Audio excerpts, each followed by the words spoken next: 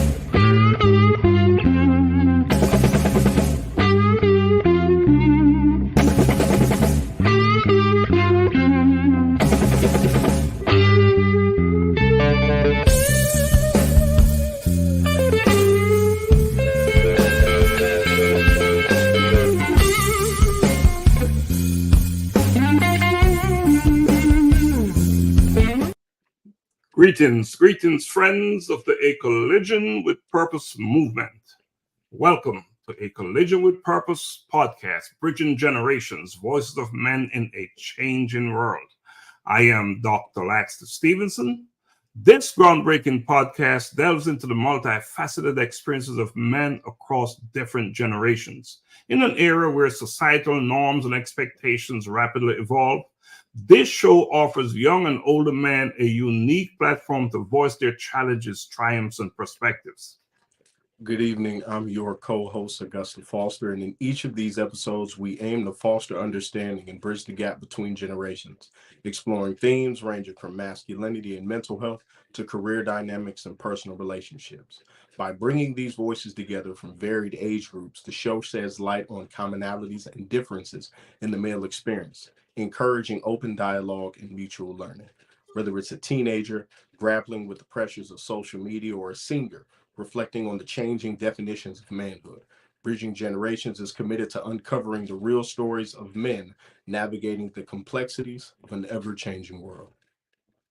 Wow, well done.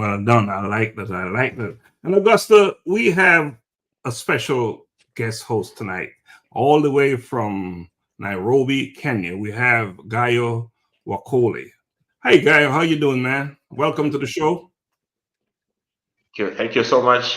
Good to see you all. It's been a while. Pleasure to be part of the show tonight. Good to see you, Brother Gayo. Good to see you. Good to see you. Know, we're across distance in Africa, wherever we're tonight. And I ask that you share the live. We have a special show tonight. We have a special guest backstage. But before we get to him, we just want to, just cover some loose ends, right? Some loose ends. So, Augusta, what's going on with you? What's happening in Augusta world? Oh, it is the ever changing world of fatherhood. I had a conversation with someone, and we were talking about, is someone are you a learner or a knower, someone who knows everything, or a learner? And then in the midst of this situation, I said, I think specifically as a father, you're always a learner. You never know it all, no matter how much education or what you've done or things you've accomplished. And specifically in the role as a dad, there was always something new you can learn. And this past weekend was blessed with the opportunity to spend some time with my kids. And even in those hours and that day and that time, I said, I am learning something new every day, specifically with teenage girls. So it is the journey, the ever pressing journey of fatherhood. But all in all, life is great. Life is beautiful. How about yourself, Doc? Life is beautiful. And share something with us about the divorced dad reset. What is that all about? Oh man. So the Divorced Dad Reset, to sum it up, is a book I wrote that is a short guide to everything I wish people would have told me before I went into the divorce. I found that a lot of men go into that situation, and anyone who, I pray for you if you've had to go through a divorce, it's most of the time it's pretty amicable, but at times it's nasty, it's rough, and there's a changing of titles. If you are a father, in situations with child custody, you're no longer a father. You become a respondent. And your woman who you loved is now a petitioner. And there's all of these things that I didn't know. And men around me didn't give me really good insight from the standpoint of spiritually and emotionally how to handle things. So I sat down, and I always said whenever God would give me a vision, I would write it and make it plain. And I sat down and just wrote a short book that I am re-releasing next year in an updated format. Yeah, if you just need some guidance, some assistance on some of the things that you'll accept and acknowledge and work through as a man coming out of divorce, and specifically a father, by all means, visit my social media, tap in, and go read the book. All right. Thank you for sharing that, Augusta. Absolutely. The Divorced Dad Reset. And that's a big, big, big deal. So, Gayo, what is going on with you? You're in Nairobi, Kenya. Just give us a quick breakdown on what's happening with you. Thank you so much. I'm so glad to have listened from Brother Augusta. In Nairobi, we're doing fine. So far, we've been trending on the media. Kenya as a country, Africa as a continent at large, we've been trending on the media. Things to do with governance, self-sustenance, the involvement of the young people, the young generation in making sure that the government is accountable, the rulers or the leaders are accountable to the positions that we have. Currently, we have a good weather. Everything is running perfectly fine, besides the few things that we needed to put in shape. And I believe by the grace of God, very soon we shall be back on our feet and running smoothly, away from of course, the keynotes pointed out, corrupt members in the positions of leadership. And then we have also substandardized systems of leadership, which I can say we are on a good track at the moment. We are having a few changes ongoing, which shall be stable in a week's time to come. All right, Gayo, thanks for sharing that. Big things are happening there. Changes are, taking place right in front of your very eyes. So you're our eyewitness to it, and you will just keep us from a real-time perspective as to what is going on. So, I said earlier, we have an important guest coming on tonight, and I am not going to take too much time to bring him on. I'm going to bring him on right now. So tonight we have Minister Terry Bryant, and he hails from Queens, New York. However, he moved to South Carolina at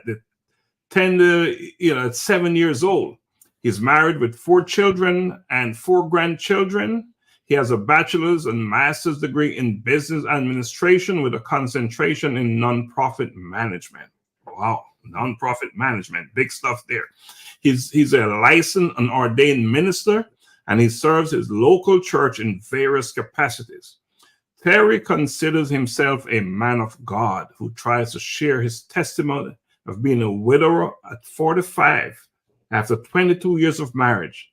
And he's been blessed to be led to another woman of God. All right. So what a life there. What a life. Powerful stuff. So, gentlemen, what I would like for you to do is to help me bring him on. Bring on Minister Bryant in the way we do it here at Bridging Generation. So let's give him this big drum roll. Come on now. Bring him on. Bring him on. Bring him on. Bring him on. There he is. Hey, Terry. How are you, sir? Fine, thank you. How are you doing, gentlemen? Doing well, Awesome. sir. Doing well. I don't get a drum roll that often. Well, you're getting one here because you deserve it. So you're getting one here. So Terry, talk to us, Terry. tell us, who's Terry? Who's Terry? I read your bio, but who is Terry? Well, first of all, I'm gonna give you little greetings from a little town called Palm Coast in Florida. As I like to say, we're halfway between St. Augustine and Daytona, so we're in the middle of everything but close to nothing. So it takes me about 35 minutes to get to St. Augustine, 40 minutes to get to Daytona, an hour and 20 to get to Jacksonville downtown, about an hour and 20 to get to downtown Orlando. Like I said, we're in the middle of everything, but I'm close to nothing. I can't be anywhere in about 5 or 10 minutes. So just a little bit about myself. I'm one of one. My parents only had me. My father was a type 1 diabetic, and my parents struggled with infertility to have me. So they were blessed to have me. I was their miracle child. And at the age of 12, my father passed. He was in the hospital, and to this day, I'll never forget, it was April 15th. And he was scheduled to come home on April 16th. And he passed the day before he was scheduled to come home. So at 12 years old, I had to take that mantle of being the man of the house. So from there, went through school and got to my senior year. And my mother called me. Again, I'm an only child, so it's not like I had any backup. And she informed me that she was going to have double hip replacement surgery. So she was going to have both of her hips replaced. So if you know anything about hip replacements, it takes about a year recovery. So with 2 hips, you're looking at 2 years. So I did what any good son would do, is I came home. Did I want to come home? No, but it's what was needed. So I came home, and for 2 years, I went to a small community college that was close. That way I didn't have to start paying no student loan back, and I could at least get a little piece of paper. Ended up getting 2 pieces of paper while I was there. I've got an associate's in arts and an associate's in science. And while I was there, I met my first wife. And it was very interesting how we met. I had prayed. I'll never forget the day. It was December 31st. I had just ended a 3-year engagement with a young lady. And I won't go into details about that, but we ended the engagement, and I was in Birmingham, Alabama, and my cousin was giving birth, and she was the only one in Birmingham at the time getting ready to give birth. So I remember praying that night. I said, Lord, scripture says, Lord, the man that findeth the wife findeth a good thing. I ain't looking no more. I'm done. I'm tired of looking. You know exactly what I want. You know exactly how to make it perfectly clear for me to know if this is the person that you would have me to have. I said, you're not scared of me, and I'm definitely not scared of you, because I ain't done nothing wrong. So just make it clear. 20 days later, 20, 8 days after my birthday, I was for some reason, I had to take this biology class, a 100 level biology class. Now, when you're close to graduating, you should, and you've checked your list, you've gone through with your advisor 2 or 3 times, and all of a sudden, I got to take this 100 level biology class. Mind you, I just finished taking anatomy and physiology 1 and 2 and a whole bunch of other upper level biology classes. And they making me take this 100 level biology class. And I'm like, I'm mad. I'm like, I don't know what y'all doing. What type of, y'all trying to get some extra money out of me? I don't know. But sure enough, after our first class, our second lab, this young lady walked in, and she sat down right in front of me. And I heard in my spirit, behold, your bride approaches. And I was like, okay, I got this. I got this, Lord. Mine to say she happened to move my lab partner's books out of the way and her purse, and there's a stack about yay high. So women don't normally touch other women's books, or their purse, but she shoved it out, and we laughed about it. She said she never saw. Well, that was on the 20th of January. February 14th of the same year we were engaged, and August 13th of the same year we got married. Mm-hmm. So that was, a lot of people said, well, that's whirlwind, and you were getting married off the rebound. No, because I don't believe in rebounding, not when you have a relationship with God. Because if you have a good enough relationship, he's going to let you know, don't bounce over there. And she had a relationship. Now, her relationship, and her name was Mia. Mia's relationship was different from mine because Mia, at the age of 12, was misdiagnosed. Her pediatrician said that she had Hodgkin's, but the lab results came back saying that she had strep throat. So for 2 years, she went being misdiagnosed till they finally reran the test. And by that time, she was stage 4, fully metastasized, and was given 3 months to live at age 14. They said, but God. They said she wouldn't make it past 3 months. She did. They said she wouldn't graduate from high school. She did. They said she would never get married. Well, she was married 22 months with me, so that blew all of that out the water. They said she could never conceive. And we did. Unfortunately, we went through 10 miscarriages, including 3 sets of twins.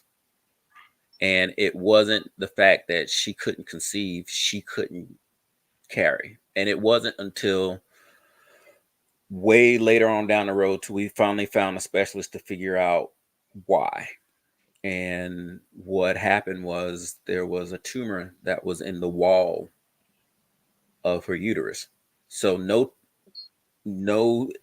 test that they normally would do would have ever seen it, because it was literally in the wall. And the only time that little tumor would grow was when the implantation took place. And, you always have the extra blood and extra nutrients going to help feed the baby. Well, it was also feeding this tumor. Mm-hmm. So, and after a certain period of time, the body was like, you can't do this.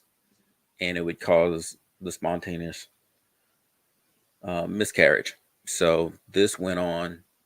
And once we finally found out what was going on, and this was very trying, because our very last miscarriage, she was in the bathroom and she came out and she's holding this baby. She didn't know she was pregnant, and she was like, is this what I think it is? And I did not have the heart to tell her. And we went to the hospital and they had to do a DNC.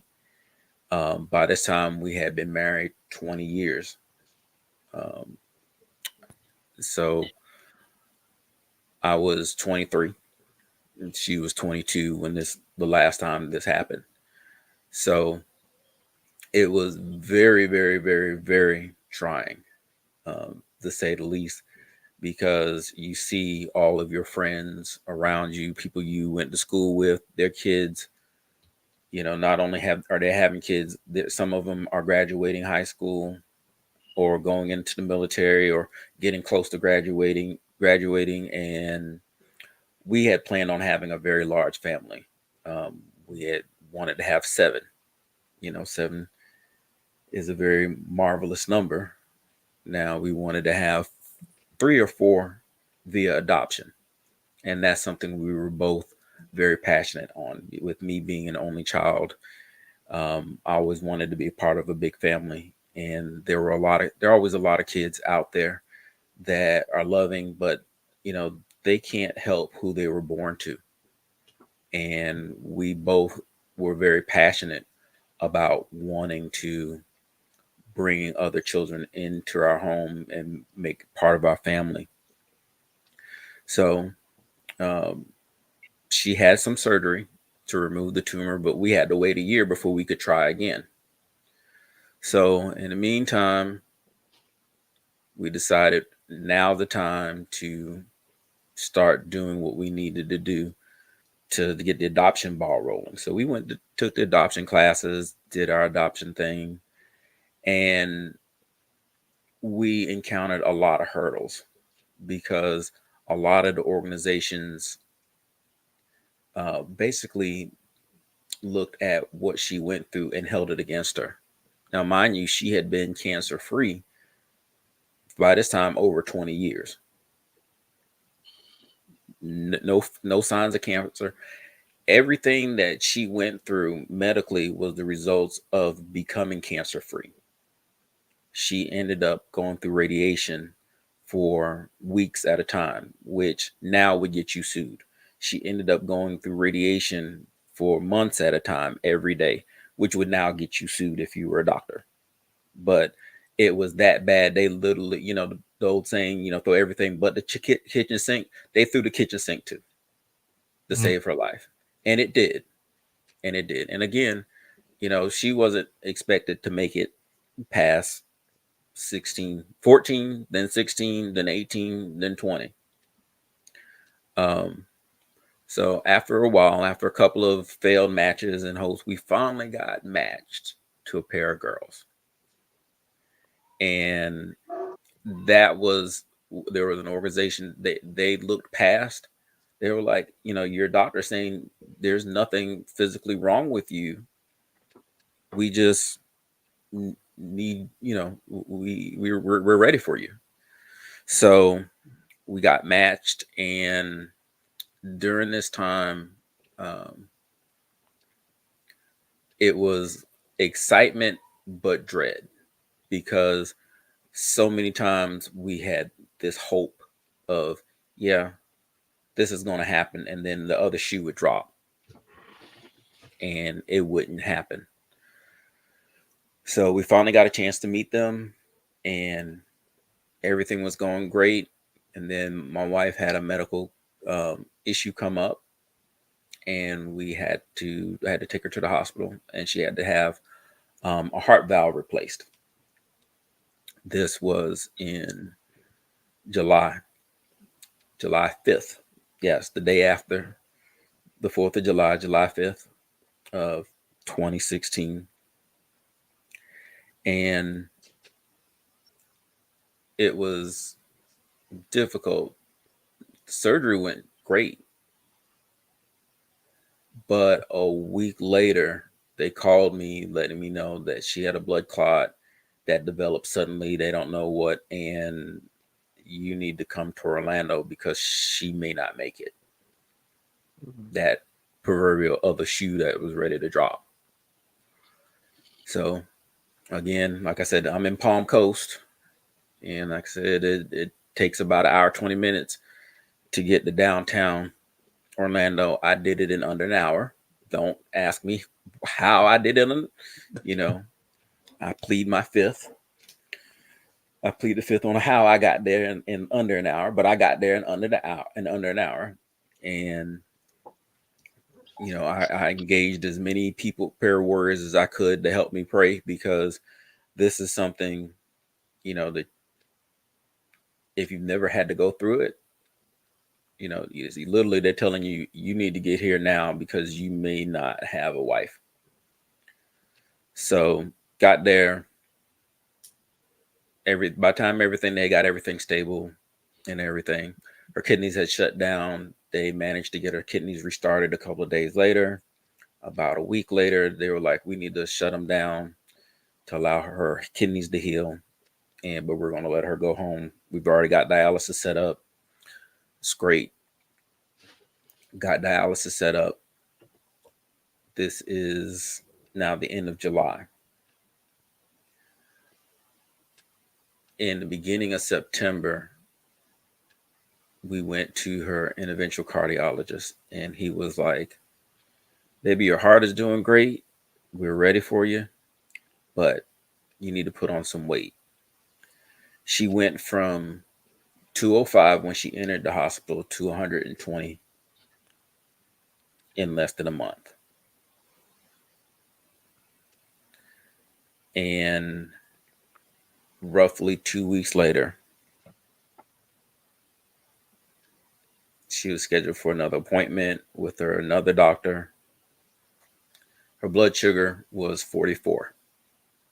And if you know anything about blood sugars, once you get below 70, you're in trouble. She was at 44. Did everything you normally could do to try to help get the blood sugar up. Wouldn't budge. Got her in the car, got her to the hospital, walked through the ER. They're like, can I help you? The triage. I said her blood sugar is 44 and dropping. Nurse's eyes got about this big, and they immediately got her into a room. Just as they got her blood sugar above 88, she called my name, took her last breath, and was gone. Mm-hmm.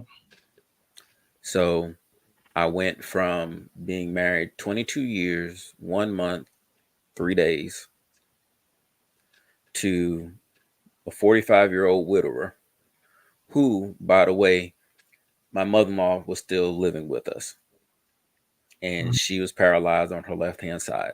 So now I've got to come home and tell my mother-in-law that her daughter, and she had just lost her son the year before. So tell this lady that now not only is her husband and her son is gone, but her daughter's gone. Mm-hmm. And that was very challenging, to say the least. But I have to say that because of my faith, I was able to endure. And shortly after we came home from burying my wife in South Carolina, so that's where we met, had a nice discussion with my mother-in-law. And my mother-in-law gave me some wisdom just out the blue. She said, I just got a couple things to tell you. I said, okay. I thought she was a good jokester. She always liked to crack jokes. She said, 1, you're a single man. You fulfilled your vows. Till death do you part. She's like, just pray, let God lead you. And when he leads you to the right person, you'll know it. 2, don't ever look for another Mia, because you'll never find her. She was one of a kind. Wow. I said, agree. And 3rd, she says, just make sure I have a place to stay. Yeah, she had to crack that little joke. I was like, well, we're a package. I said, you my grown child. So we're a package deal. So you my grown child. So shortly after that, a hurricane came by Palm Coast, and it didn't do major damage, but it did a lot of flooding. So it wasn't a lot of wind damage. There was a lot of flooding in the area. And the agency that I work for, they had me stationed at the library to help people to apply for benefits and help let them know, what they were eligible for and things of that nature. So after some time goes by, I get a call. Terry, before you go into that aspect of the story, we're going to take a quick break and come back. Sure. Okay? And I'm going to play a song, because we're working with this concept, this idea of becoming iron, tales of courage and conviction. And what I'm hearing from you tonight is all stuff about courage and conviction. So that is prompting me to play this song. And we're also going to have some questions and some follow-up conversation with you about what you've just said. But I want to play this song now. And I want you to listen to it carefully, because in this song, I see you and I hear you. Okay? All right. Mm-hmm. In a forge of life where strong survive, a tale is written of hearts that strive. Through fire and flame they find their way, becoming iron where courage holds sway. Becoming iron with hearts forged in fire, tales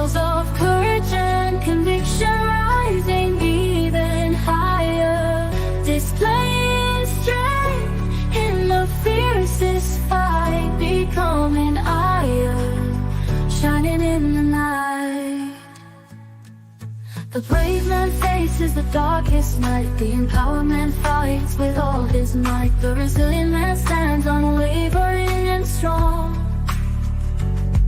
The inspired man knows where he belongs. Together they rise, conquering fears, becoming iron through trials and tears. Becoming iron with hearts forged in fire. Tales of courage and conviction rising even higher. Displaying strength in the fiercest fight. Becoming iron, shining in the night. In the tales of old and the battles new, convictions light sees them through. From abysses deep to the morning light, they become mine. In the endless fight, becoming iron, with hearts forged in fire. Tales of courage and conviction rising even higher. Displaying strength in the fiercest fight. Becoming iron, shining in the night.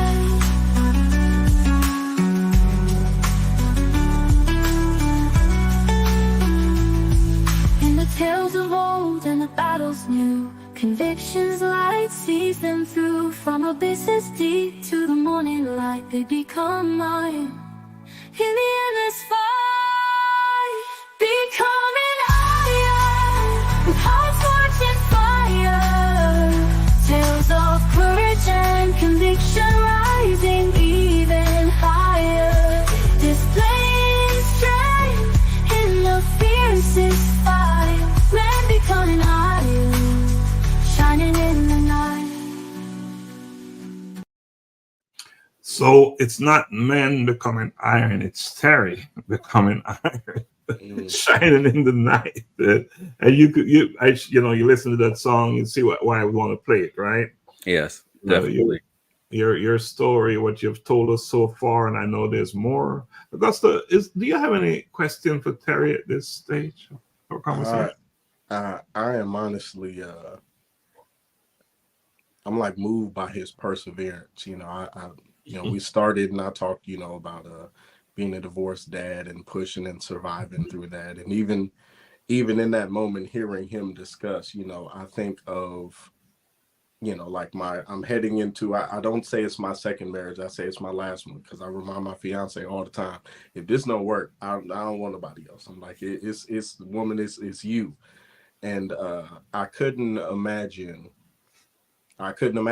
life without her. So to hear you even say, the fact that you've been able to push through and live this, and to that is, it sent chills over me, because I'm like, the fact that you have had the conviction and the want to get up, to continue to live, to continue to, commit and love others and do life. And a lot of people don't make it through that when they lose that person who they feel like they were supposed to, grow old and die with. So, I'd say that, and I really want to know, man, how? Well, I'm going to be totally transparent.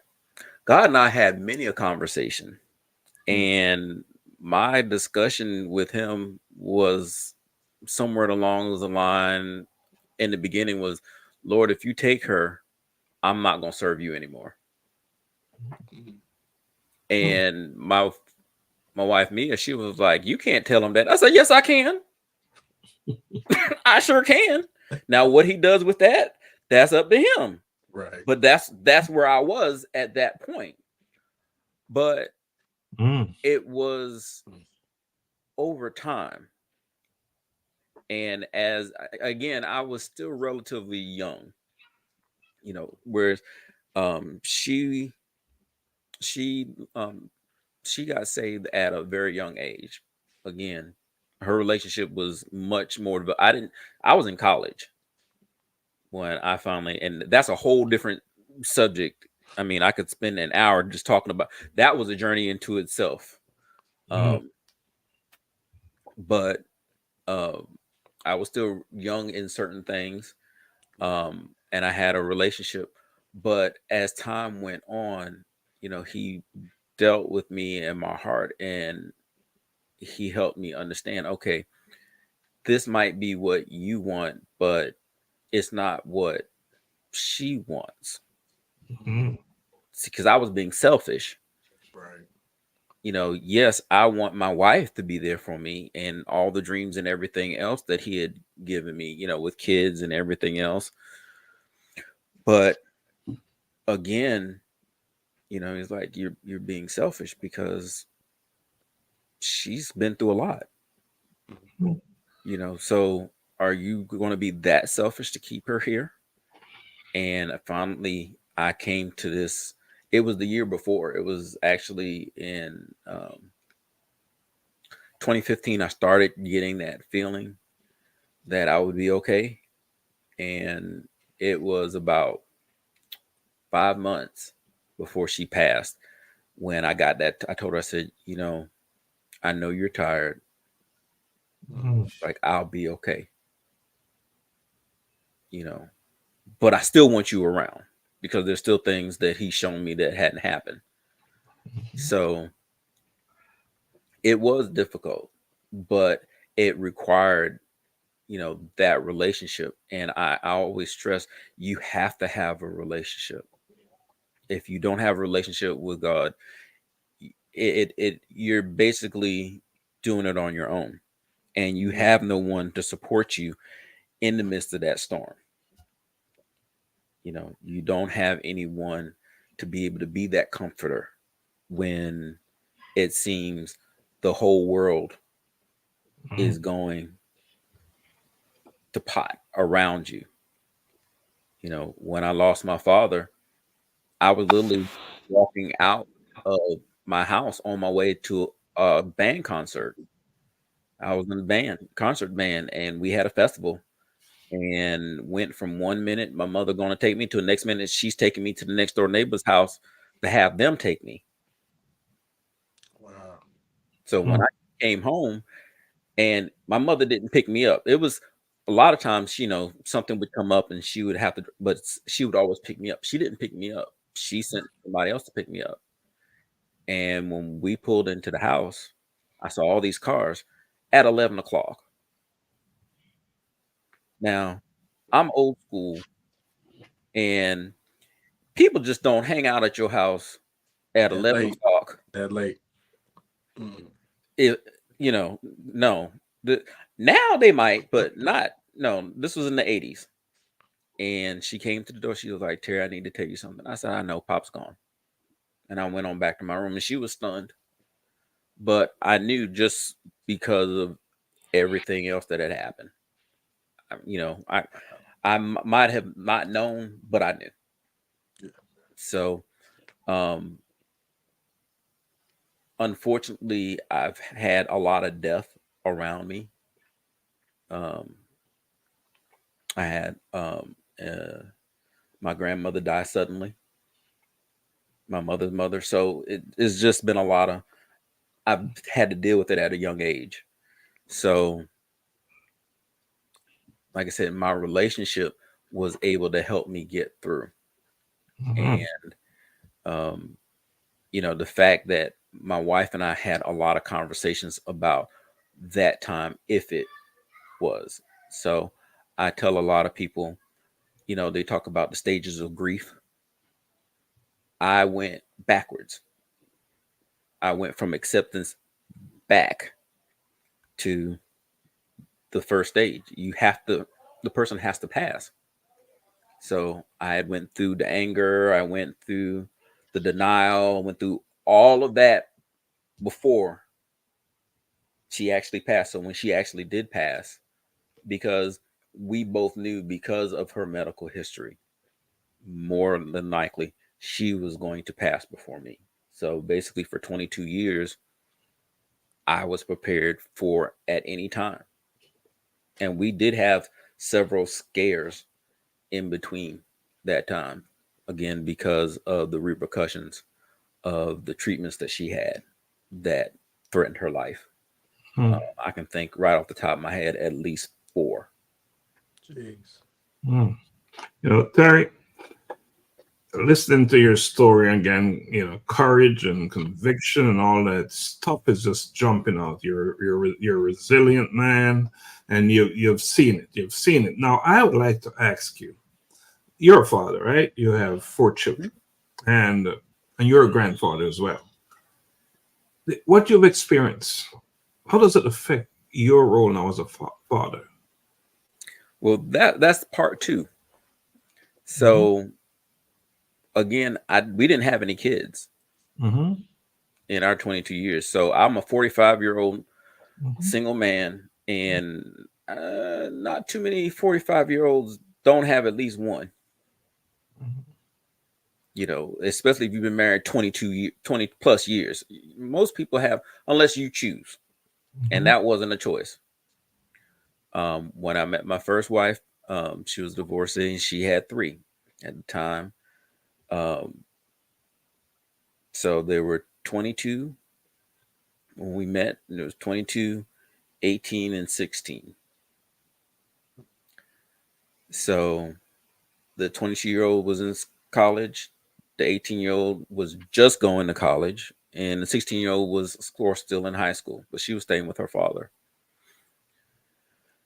When we just got engaged and decided to get married, she said, I don't want to have any more. I was like, okay, you up for adoption? She was like, sure. And after about 6 months of me, she was like, I feel comfortable enough of trying to have one more.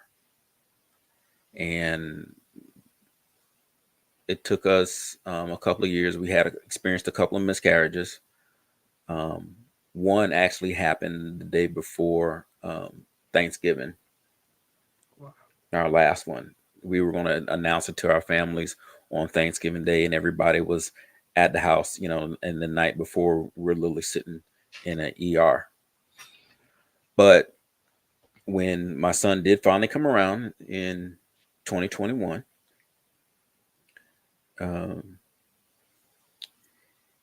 it changed me, because when I married my wife and our 3, in my vows, I married them too. I let them know. And before I said, you're not my stepkids, you are my kids. And to this day, I still talk to them as my kids. They are my kids. And I am the bonus dad. You know, I'm the extra one. I'm the one that actually will listen to them gripe and complain.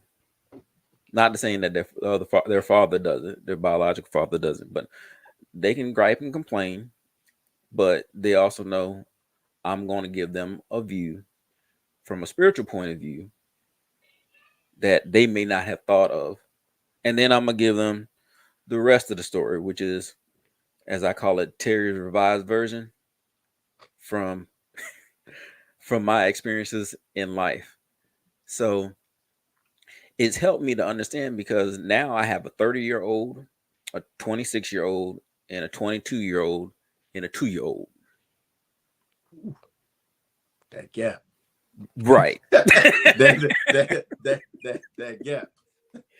And my grandkids are 9, 5, soon to be 4, and 6 months.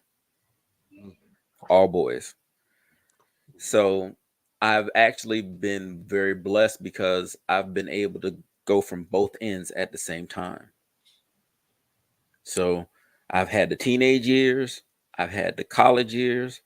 Both of my sons have their master's degrees. My daughter is about to start working on her master's degree. My youngest son, he's trying to go to the potty. So I'm going to make him a potty degree when he masters that, so he can have a little something. And then my grands, you know, it's a marvelous thing, because my sons and my daughter, they know what I've been through, and they understand what they've been through with their mom, but they also know what I've been through, because we've had these conversations. and I'm able to give them a different perspective, because sometimes you need to have a different ear, Right. a different voice speaking to you, that for you to hear it. And I'm that different voice because I wasn't there when they were little, but they've been around me long enough, and I've developed that trust with them, that they can share things. They know I'm not going to go running back and share. So it really helped me understand my relationship with God, because I understand why he gets frustrated with us. You read the scriptures, and I'm looking at some of the stuff that they've done, and some of the stuff, all of them. And I look back at some of the stupid stuff that I did when I was growing up. I was like, ooh, I'm so blessed that I'm still on walking the earth. Right. Yeah. Where it's like I could have been snatched up in the very midst of. Exactly. Right. Exactly. Terry, as we're talking, and you're a minister, and what led brought you there? I wasn't planning on it. I'm gonna be perfectly honest. My mom used to always say, whatever you do, don't become a preacher. I was like, okay. I wasn't planning on it, but thank you. I appreciate that. And I actually stopped going to church because for when I was in high school,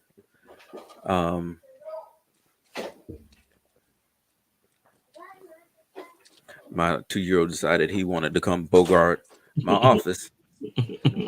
That fatherhood be calling. that fatherhood. They're not. You've been at this long enough. They're not cognizant of time or privacy or any of that. He just busted open the door, saw I was in here, and then was like, "Hi, Daddy," and just walked back out. But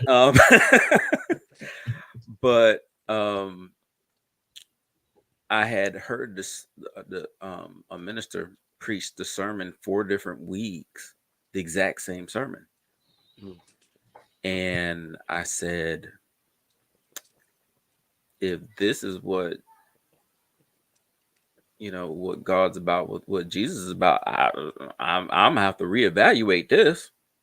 And I stopped going to church for a while.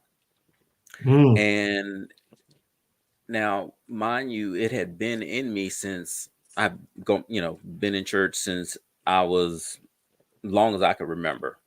So it was very challenging for me not to go to church, because everything in me was screaming, you need to be in church. It's Sunday. You need to get out of bed. You need to be in church.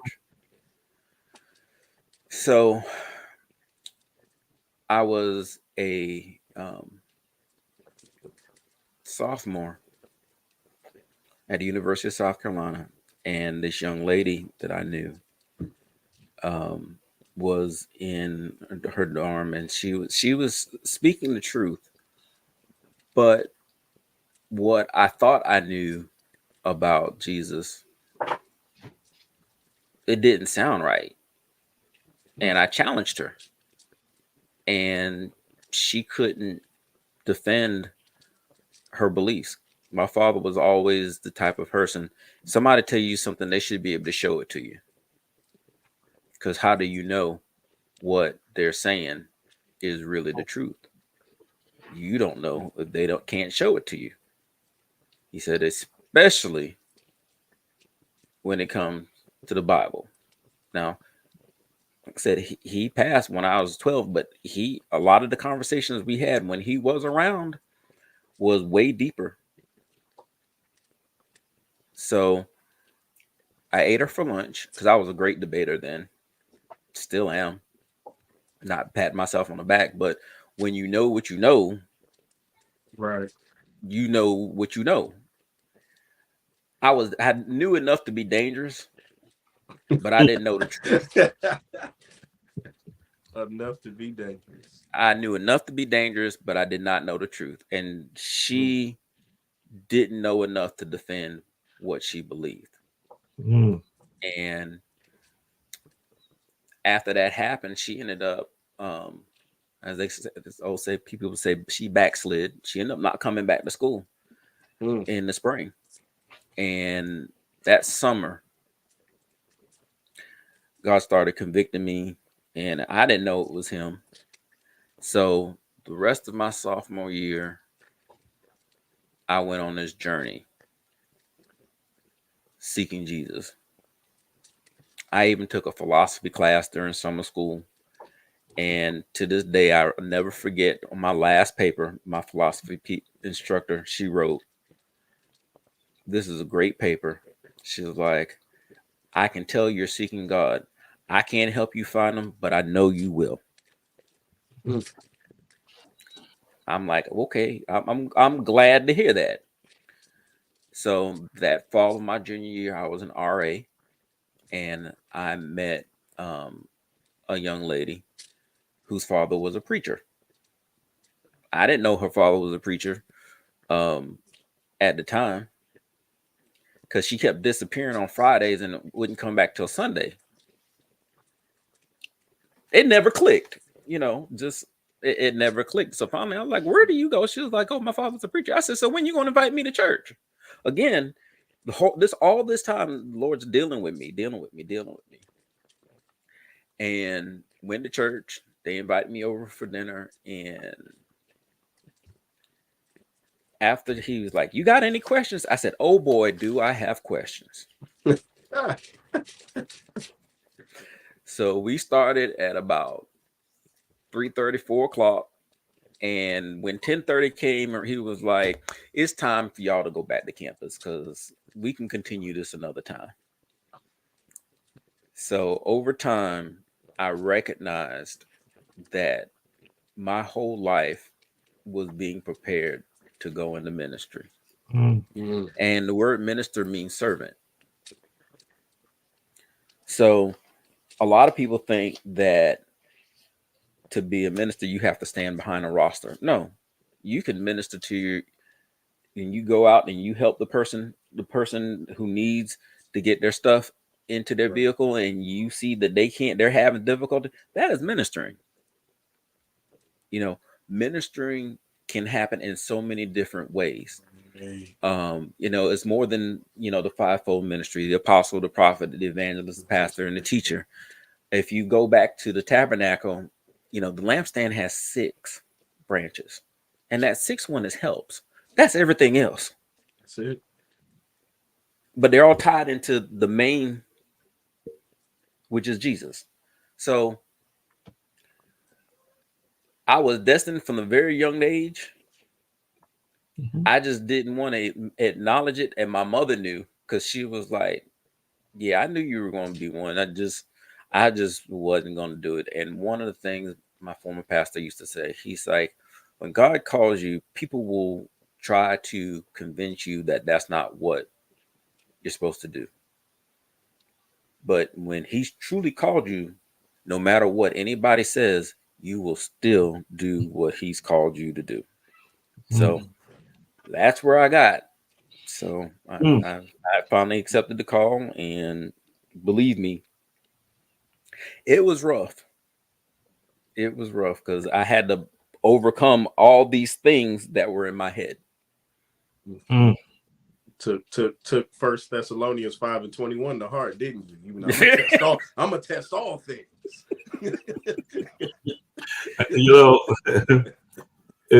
Quite a journey. Augusta, do you have a question that you would like to ask? Man, yeah, hearing about that, the work of the ministry, I think you could, for those who are listening, because I love the clarification that you provided there, because I think a lot of people get trapped. They hear, "Oh, I minister," and they ignore the service part, and they just imagine man, pulpit, suit, tie, Sunday service, not really taking into account, like, if you really delve into the word, there wasn't a whole, like, the Jesus in that 33 years, the emphasis on that 3, it's a lot of work.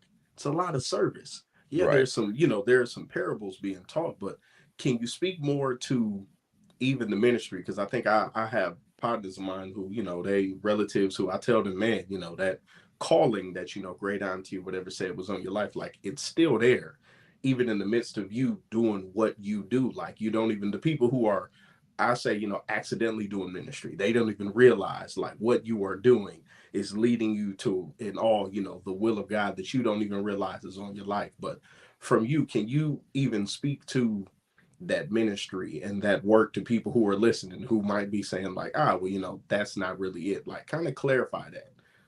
Sure. I have been a pastor. I have served as a pastor before. And the thing about it is when you can pastor without being a pastor of a church. As a husband and a father, your first church is your own house. You preaching good, Bishop. That's your first house. That is your very, very first congregation. Mm-hmm. And that's why scripture talks about, when the deacons, you can't have a wild house. Yeah. Your house can't be to the four corners. That's just the tip of the iceberg. But, you were very, very, very, very, very accurate. And I wanted to give that emphasis about being there is more than one way to serve. Because if you go back into the book of Exodus and you look at the articles that made up the tabernacle, everything in the tabernacle points to something as far as Jesus is concerned, and it points to service. Service and duty. That's it. The table of showbread, there were cups and spoons. Each one of those was different. I mean, if you go back when Jesus said, feed my lambs, feed my sheep, feed my sheep. Now, he made it a point. Why did he start off with the lambs? Because the lambs are the newborn. And we're not just talking about the newborn. He was talking about physical. He wasn't talking about physical lambs. He's talking about those newborns in Christ. And then you've got the ones that they're no longer lambs, but they're not full grown either. They're just starting to get their little horns. And then you got the ones like the bighorn sheep. They got the full horns. But that comes over time. And you still have to feed. So when you look at the tabernacle, and then when you look at Moses in the wilderness, remember, he had a minister, Joshua. Joshua was his servant. But Joshua was also the head of the armies. So that's like having the chairman of the Joint Chiefs of Staff being the personal butler to the president of the United States. At your right hand. He's with, we ain't talking about the guy that carries the football. We talking about the chairman of the Joint Chiefs of Staff right there at all times. This is the relationship between Joshua and Moses. Because remember when Moses came down and he saw everybody losing their mind and he broke the tablets, he left Joshua behind to keep everybody in order. That's the type of relationship that he had. Because remember, if you look, and a lot of people miss this, Joshua went up with Moses the first time. So he was in the presence. He wasn't necessarily in the deep down in the room, but he was in the building. That's why when Moses couldn't cross over, Joshua was already prepared because Joshua had already been in God's presence. And in Deuteronomy, God had already told Joshua, just like I was with Moses, I'm going to be with you. And because he was on the mountain, he already knew that was a fact. So he already knew.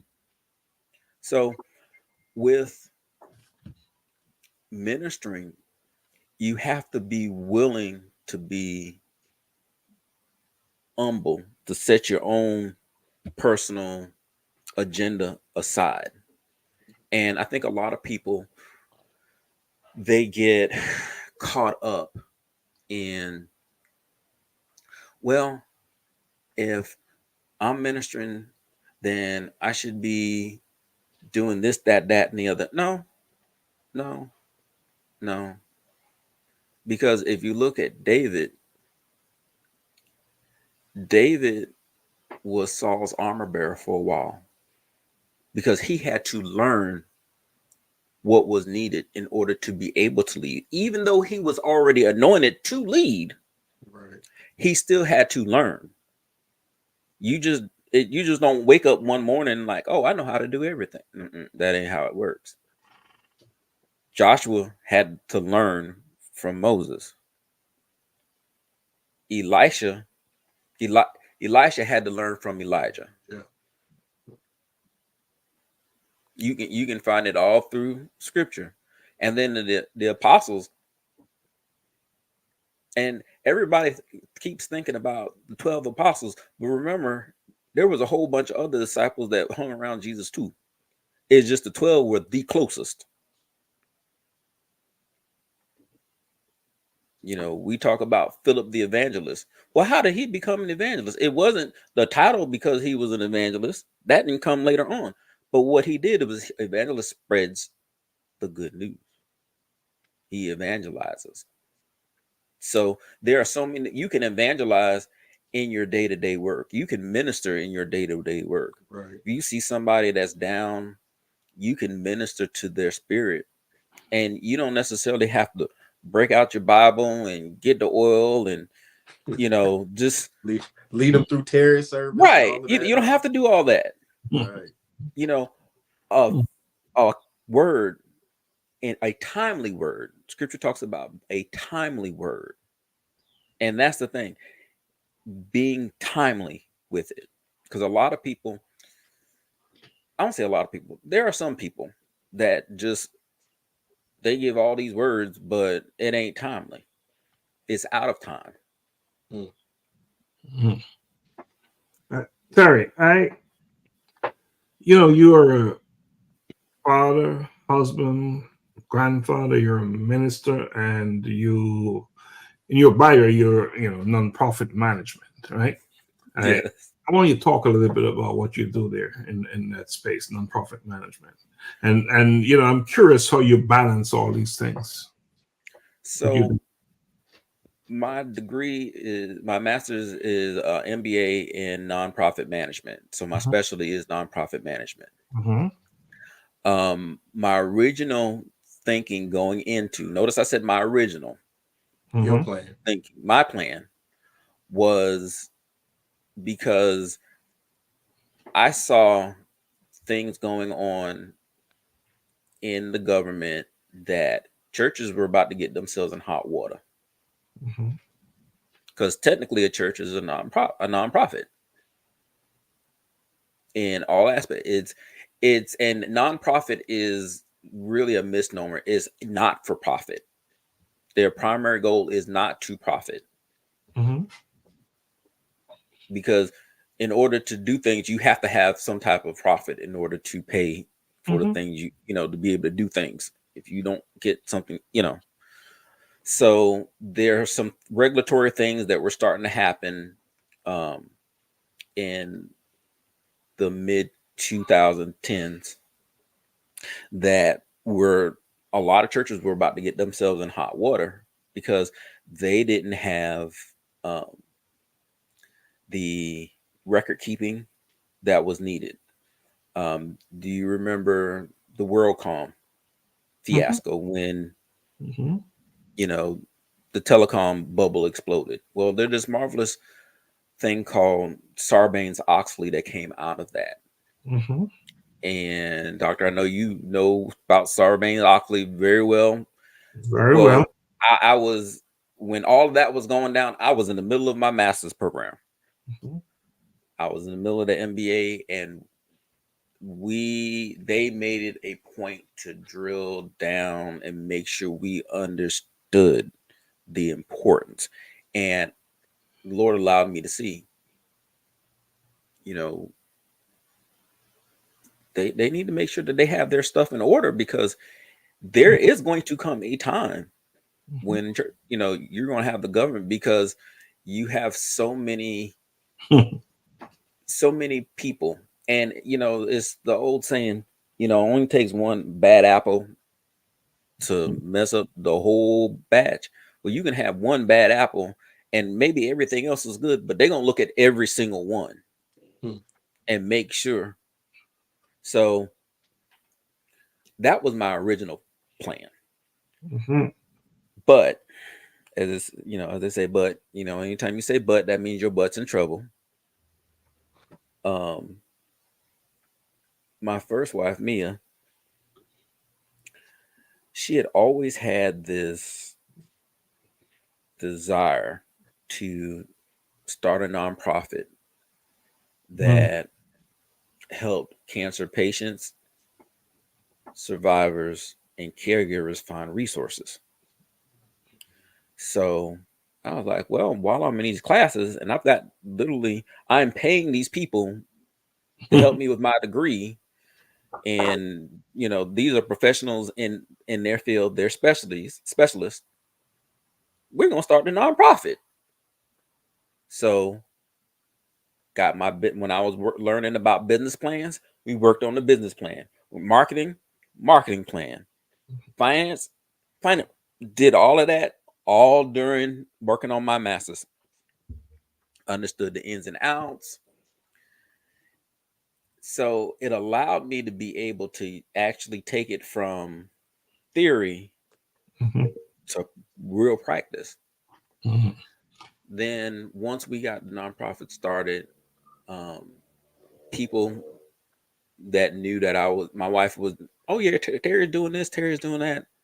So other people that had ideas as far as working in the nonprofit field started coming to me.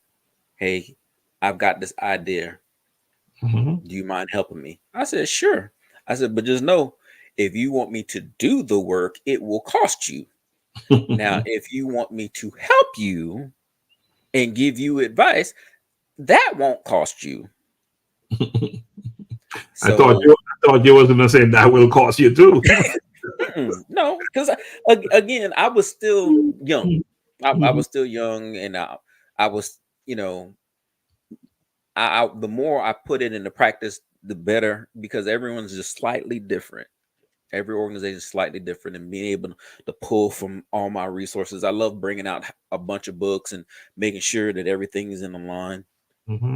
And I always have this exercise for people that are interested in starting a nonprofit. And it's a 7-day process. 7 days. So I tell them, I said, get you a book. And on day 1, you're going to write the name of the organization that you want and your vision. And then you're going to draw a line in the paper. You're going to put pros. And you're going to put cons. And then the next day, you're going to go back to that same piece of paper. You're going to write the name of the organization. You're going to write your vision statement, and you're going to put your pros and your cons. And you're going to do that for a week.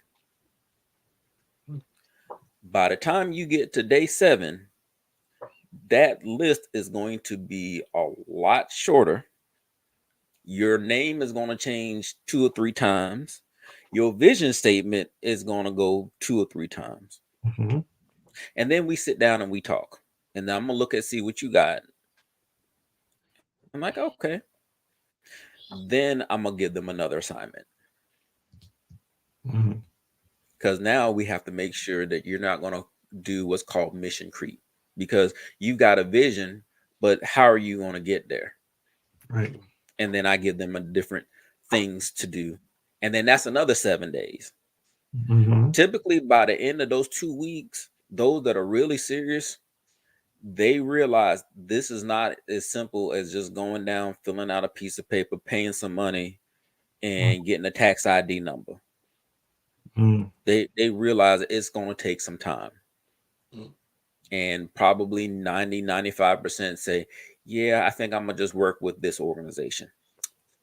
That's a good way you can still do it. Interesting, right? So you know, I did my doctoral research as a scholar consultant working with a nonprofit agency for 2 years. So my research study was done on a real life nonprofit organization.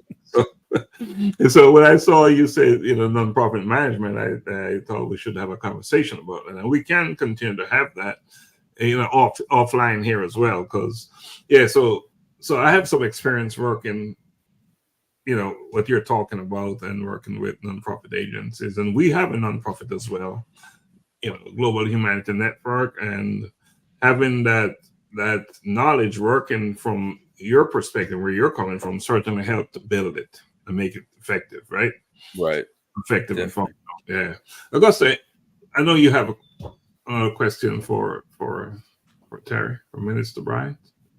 For the work and the effort that you have put into the nonprofit, both you and Doc, I guess this question is, I would say it's somewhat for both of you, because you said 99% of people in the end kind of back out and go, I want some intentionality, but I don't know if I want this much effort to go with it. Like, do I really want to do this level of service? Do I really want to do this ministry, if you will? How do you stay in the 1%? What keeps you in the 1% of saying I'm really going to stick with this because I believe like this can change and this can actually be effective and can help lives? Well, it's a business. And that's what I help them understand. A nonprofit is a business. Ministry is a business. Right. In the strictest definition, it is a business, because you have a product, and in ministry, your product is the word. And then you have a customer, the people you are serving. So you want them to come to you to get served. So if you look at McDonald's, Chick-fil-A, Amazon, you look at all these companies and you see what they did and how long it took, and you read. I used to work for Walmart almost 10 years as a manager, and one of the books that they require for all their new managers to read is Sam Walton's autobiography. People don't realize he filed for bankruptcy 3 times before he finally got Walmart. Right. 3 times. They don't realize the times, and he almost got it right after the second one, but but it's things like that. I try to help them understand is one thing to want to help people, but when you're talking about an organization, it is just that. It is an organization. It is an organizational thing. It's a business, it's an entity. There's a concept, there's a term, and it's not that old, but a lot of people don't seem to realize it. Nonprofit professionalization. There's a big thing, and what we learned and in this nonprofit space is that I believe it's approximately 25 to 30% of the U.S. economy generated revenues from nonprofit organizations. It's huge. That's how big nonprofit agencies are. A lot of the companies that you're aware of, that you know about, they're nonprofit agencies. Big, huge companies. Hospital systems, medical, all that. They're nonprofit agencies. I think Emory here in Atlanta is a nonprofit entity. So a lot of those companies, so it's huge thing. They're businesses, right? And they're professional business. The days where nonprofits used to be nonprofit, so to speak, and those days are long gone. Nonprofit organizations, CEOs, they make lots of money. Employees make a lot of money. They're well paid. So it is an industry that, and that's another reason why I was so curious, Terry, why you went into nonprofit management and so forth. But it is a business. It's a huge business. And it's a business that can also do some good, depending on your vision and your mission. All right. And that's how most of the small nonprofit organizations tend to be like that. They're more of a ministry, like Global Humanity Network, But for a lot of nonprofits, to run a nonprofit organization, it's a full-time job. So how else can you run it if you're not paid? And that's why the executive directors are paid and their staff as well are paid. So it's not a case where you have a nonprofit agency and you're just doing volunteers. No, it's not all volunteers. These are positions that are held where people are paid. Mm-hmm. And one of the things you also have to remember is technically a government is a nonprofit. Mm-hmm. Because shortly thereafter, after getting my degree, they actually changed it because it's now called nonprofit and government administration. Mm-hmm. Because they're so linked to each other. So, and I work for a state agency here in Florida. So I've been able to use my knowledge in that sphere because the organization that I work with other nonprofits and in a government organization. So I'm able to take that knowledge that I have about how their organizations are structured and kind of what they can and cannot do. And I know what questions I can ask without having them say, well, I don't know. I already know I can cut through real quick to get to what I really need to get to. Can you do this? Can you do that? Mm-hmm. So it helps. And there are different classifications as well for nonprofits, right? Right. Different classifications, yeah. There some nonprofits are just fuel and income is revenues generated by memberships. Some are publicly funded, and they all operate, differently based on how they're organized. So they're all very different. But yeah, Terry, I thought we should have that conversation, and I'm glad you say it is not for profit. Yes, that is his primary. I mean, one that most people probably don't recognize but see on a regular basis is Newman's Own salad dressing and food. Yep, it's a nonprofit. Well, technically, Paul Newman made sure. Technically, Newman's Own is a for-profit, but it feeds a nonprofit. It's a nonprofit. It's a for-profit business that feeds the nonprofit arm. Yes, and that's very normal because I believe even at Emory there is a division, right? That is the nonprofit sector. And then there's one that is strictly a business in the traditional sense. It's all about the money. It's all about the money.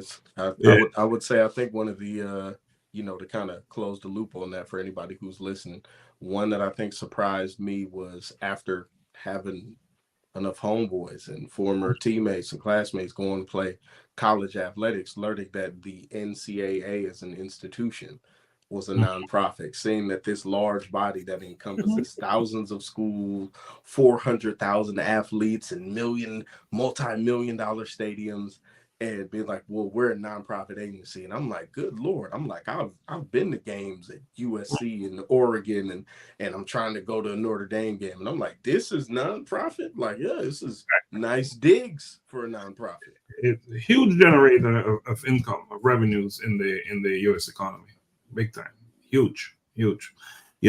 So Terry, you're doing so much, and I'm impressed with your testimony and your courage and conviction, resilience. You really match you're aligned with the old Braveman, becoming iron concept that we have around here. But I want you to give some advice for what you've experienced, what you've gone through. What do you have to share for someone, young person, who is experiencing what you have experienced? How do they navigate through that? I'm gonna come from two different areas. There's a couple of scriptures that have stayed with me for as long as I can remember. The first one says, trust in the Lord with all your heart and lean not into your own understanding, and all your ways acknowledge him, and he shall direct your path. And Sir. the trust is also a financial term. Mm-hmm. So when you're trusting in him, that means everything. If he tells you, okay, you might want to do this and not do this, but Lord, I wanted to get that Porsche, you might want to go ahead and get that Honda Civic. Right. You don't need to get that Porsche right now. Save them payments because you gonna need it for this. Right. But then another one that stuck to me is in the book of Joshua. It's actually two. It's in the first chapter and it's in the 24th chapter. And in the first chapter, God is saying to Joshua, have I not commanded you to be strong and of a very good courage? Because everybody can be strong, but if he's telling you to be courageous, that means there's something that's probably going to shake you to your core to get you nervous in the service and make you doubt what you heard. But you have to be courageous in standing by what he tells you. But then in Joshua 24, he says, choose you this day. And all I tell people, I said, not just today, every day that you open your eyes, you have to choose that day who you will serve, who you will minister to. And if you go through and you look at each one of those different tribes that Joshua talks, each one represents a different type of sin, a different type of negative that you need to avoid. But he says, but as for me and my house, and that house is multifaceted. It's talking about your physical being, your house, because remember, you are the temple of the Holy Ghost. Your house. Then he's talking about the house that you reside in. Then talking about your family, your extended family. And then those friends, those close friends that you consider to be family.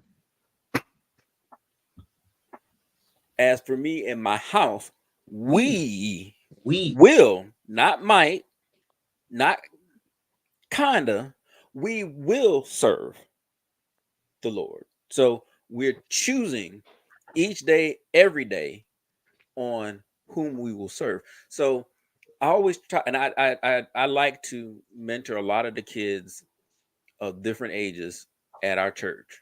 And they're so tired of me right now because I keep asking them, y'all ready for school? Because they know what's going to happen every day, every Sunday. I'm gonna ask them, what did you learn this week? Yeah. I don't care if you were in school. Your biggest mistake is to ask me, to tell me you thinking about going to school, because I'm gonna hound you to make sure that you follow through. Because if God placed that in you to want to go back to school, I'm going to help motivate you until you complete it, because you are going to have times where you're going to feel like this is just not me. You need someone. That's why Jesus sent them out by twos. So if one gets weak, you can bear the other one up. So I try to let them understand, you need to continue to learn, but you're not just learning about yourself. You're learning about God. You're developing that relationship with him, because I like to call God the ultimate chess master. Because if you play chess, most chess masters play maybe 30, 40, maybe 50 moves ahead. God's thinking thousands of moves ahead. I have we have this little joke, when my first wife passed, she set me up with my second, because she started working with my first wife 2 years before she passed.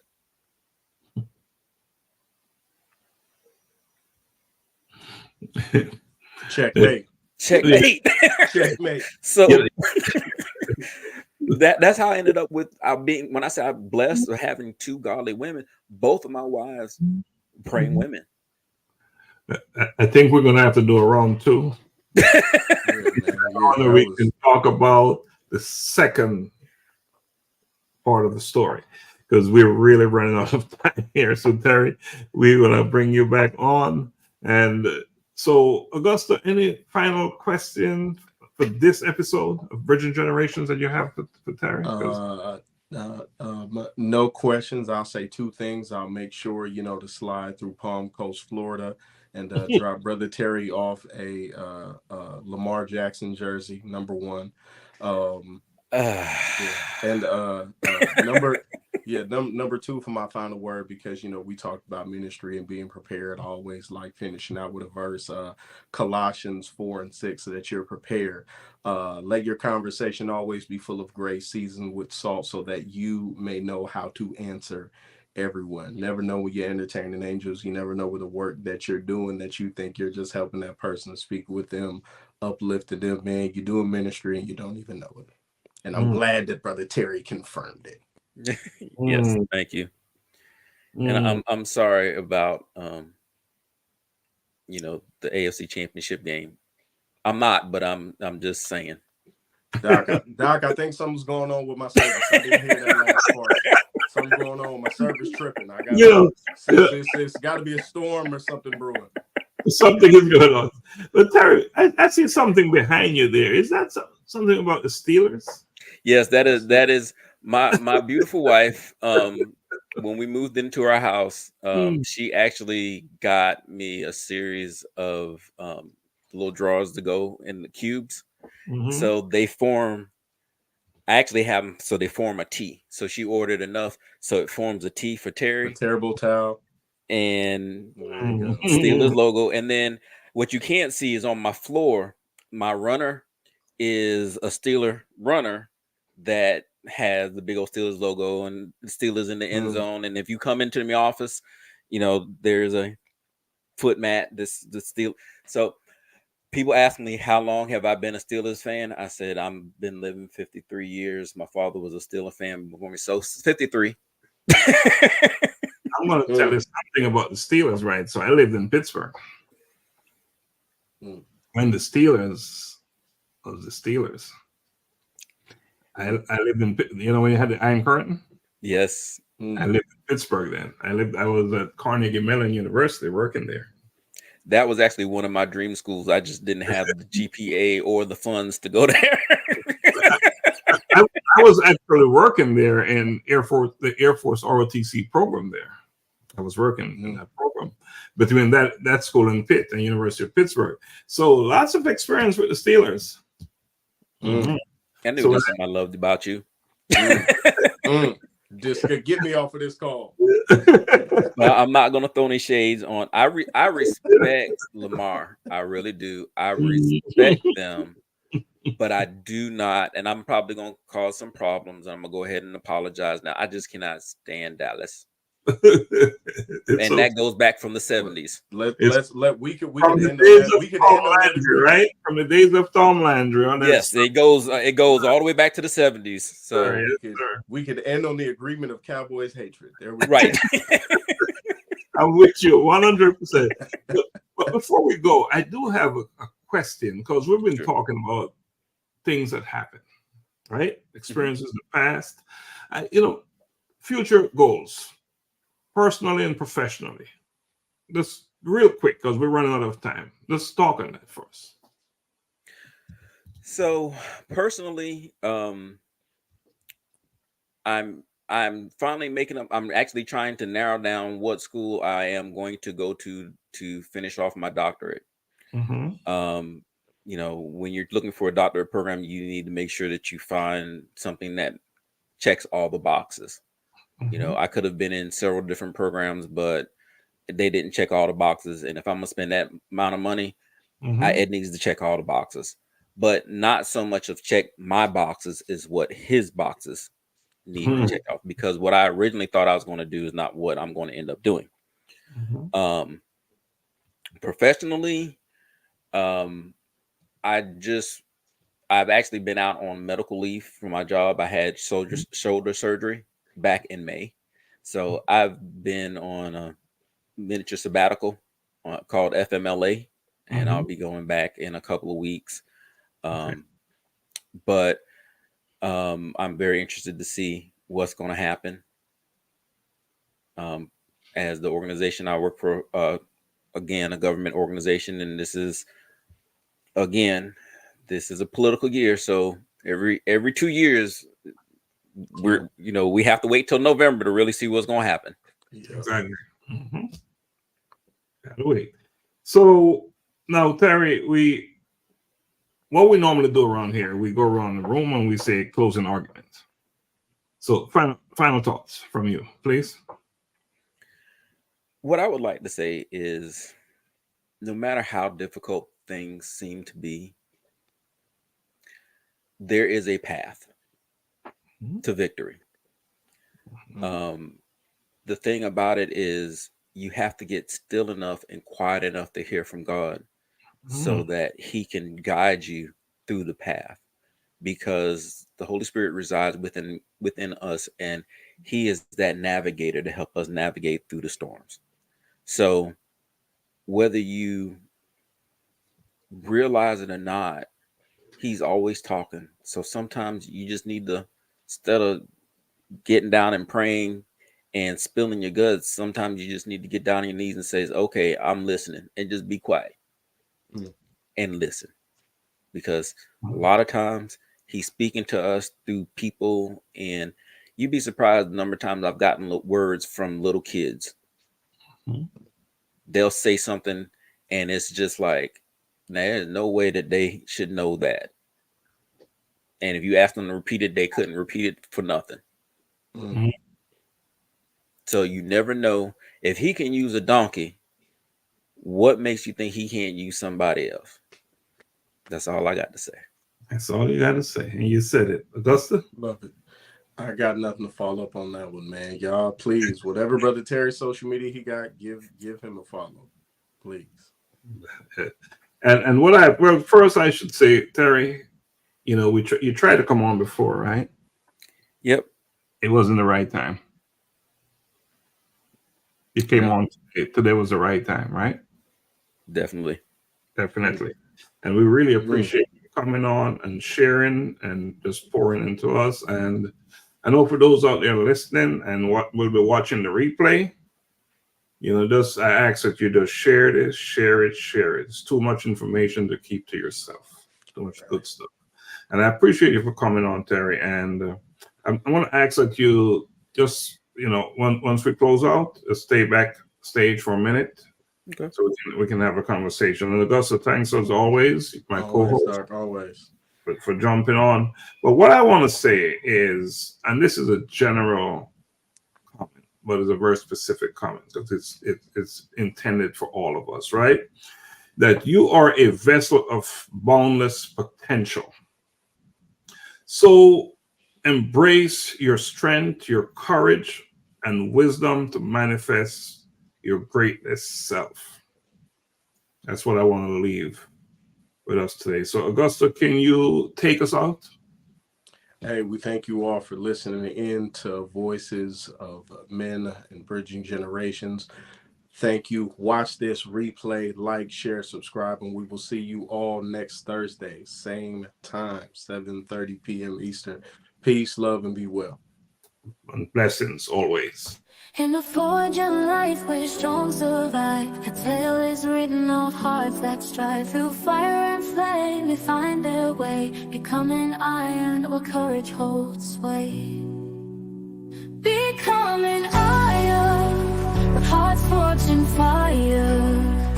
Tales of courage and conviction rising even higher. Displaying strength in the fiercest fight, becoming iron, shining in the night.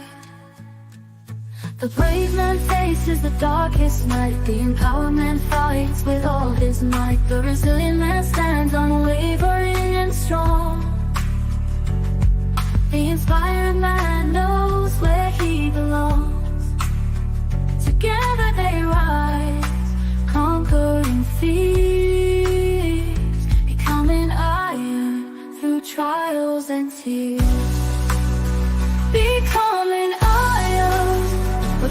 torch and fire. Tales of courage and conviction.